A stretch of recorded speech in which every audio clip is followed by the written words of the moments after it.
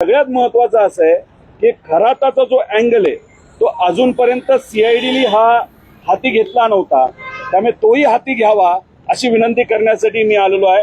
आता याच्यामध्ये एक फोटो तुम्हाला दाखवतो। हा आहे अजितदादांचं काटेवाडीचं घर। ही ती विहीर आहे, त्याच्याजवळ एक कोणाची तरी शेती आहे। त्या शेतीला हे एक बकरी मारून आणि पूजा करून हे 28 तारखेच्या आधीच तिथं टांगली होती। आता फक्त हाडं आणि काही थोड्या प्रमाणात मांस हे तिथं आहे।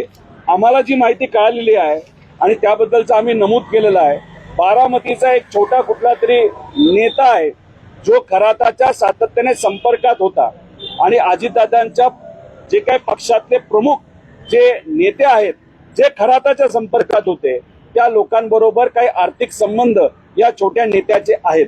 काटेवाडी हे जे घर आहे त्या घराचे जे काही आपल्याला पगार द्यावे लागतात, पेमेंट करावे लागतात, त्याच्यामध्ये हा छोटा नेता कुठेतरी इन्व्हॉल्ड आहे असं आम्हाला कळतंय।